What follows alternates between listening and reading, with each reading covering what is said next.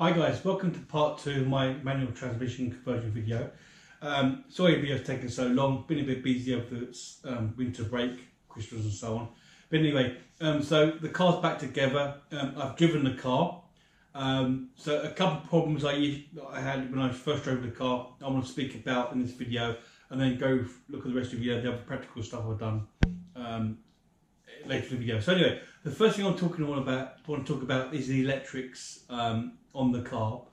So the problem that I ran into obviously is what to do with getting the car starting. Now it's a manual because it needs to read some signals from the gearbox itself, the auto box.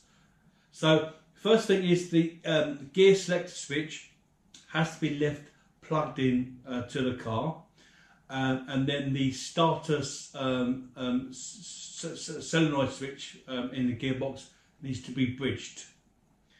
You'll see that later in the video. So go back to the selector switch. If you leave the selector switch plugged in and left in the park or neutral position, preferably park would be fine, the car will rev out to 4,000 RPM at idle, like it would with the automatic transmission plugged in. So that made me thinking, would it actually drive the car and would it rev out all the way? And it does. So once you're driving the car and it's moving, and this is a speed signal from the ABS, the engine ECU, it will let it rev all the way out.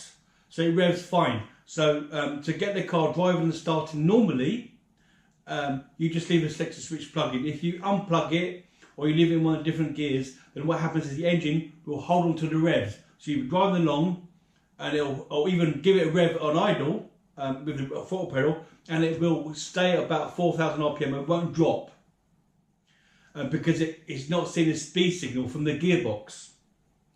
But if you leave it in park with the selector switch left plugged in, it won't need to see the speed signal from the gearbox. Okay, so that's the way you get around that. Okay, next thing I want to talk about, the SLK clutch and flywheel setup. When I first drove the car, I had the SLK clutch and flywheel on the car, drove it. It felt fine, it drove good, but I don't think the SLK clutch and flywheel will hold up to the power my engine's putting out. So I've gone for a custom clutch and flywheel, a single mass flywheel and a 5-puck clutch. You'll see that later in the video. The other thing we'll talk about is the clutch pedal. I had to readjust it slightly because it was sitting slightly forward from the brake pedal, so it wasn't sitting flush. I cut a gap into it and welded it back up so it's flush with the brake pedal. You'll see that later in the video. Okay guys, have a look for the video. Any comments, drop them down below. I'll also put down in the description a good list of all the parts I've used. Good luck guys, cheers, bye. Okay, so yeah, the selector switch is left plugged in. And it's left in park, so the switch is at that angle in park, so you have to leave that plugged in to trick the engine ECU to thinking it's in park, so it'll rev out when you drive and you won't hang on to the revs. And then the inhibitor switch has been bridged there, which is on the gearbox, which is the the grey and green wire that comes out the back of the connector for the gearbox. So that cable tied up out there. And I'm going to leave this cable tied up out the way inside the car somewhere. So that's the electrics sorted out. It will start fine. Let me just show you the pedals.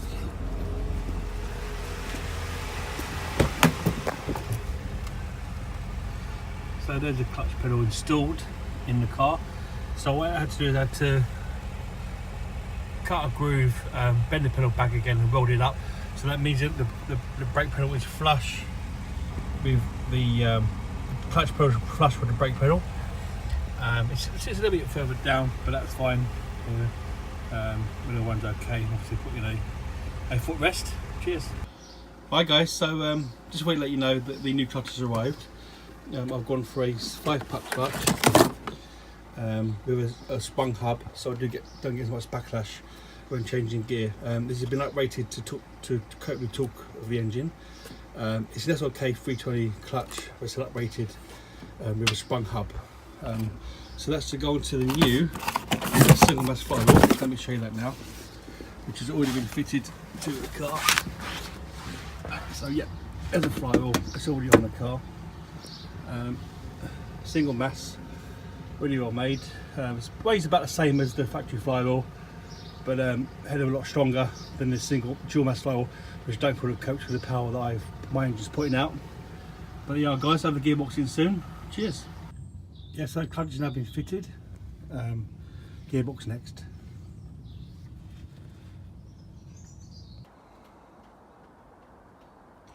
Okay guys, here's a longer prop that's been made up.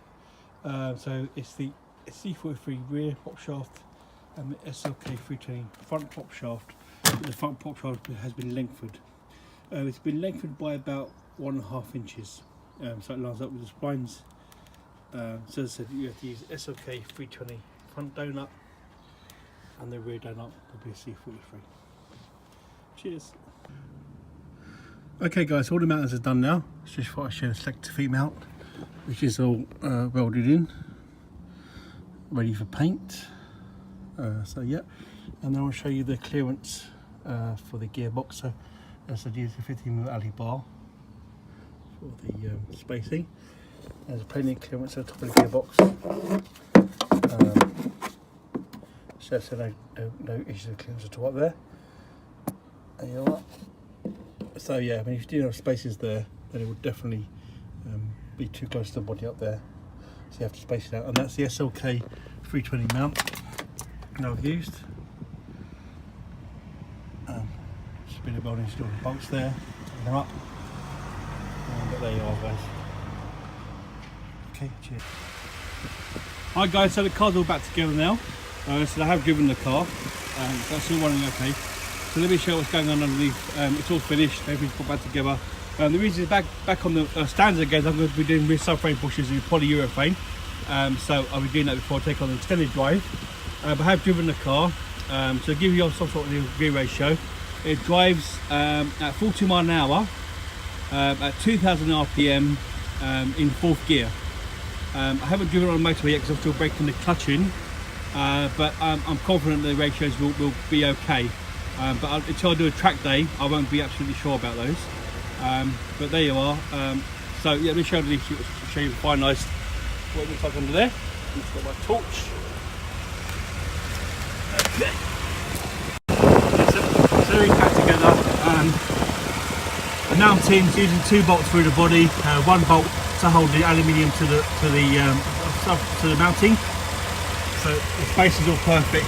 There's no lock-in on the gearbox on the top of the chassis, so it all fits really well. Gear selector is all in, all bolted up, how it should be.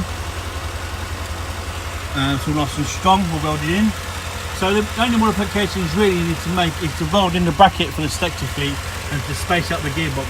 They're the only mechanical modifications, and also to make the prop shaft longer, which you also need to do. But it was almost like Mercedes wanted the transmission conversion to be done. It was all based on much bolt on. Quite a straightforward, simple swap, really. The electrics worked out as well. So yeah, it is doable. It works. I have extended drive the vehicle once I break the clutch in on track. I'll be doing a track day within the next couple of months. So I'll keep posting for that. I'll post a video on that and how we get on track. But yes, guys, it can be done. Quite a short, straightforward conversion. I'd say it's well worth it. Absolutely transforms the car. The power delivery is much more instant now. That's what I was looking for. But anyway, guys, I will drop all these parts of this down below in the comments, in the description. Drop in the comments if you need any more help. Cheers now, bye.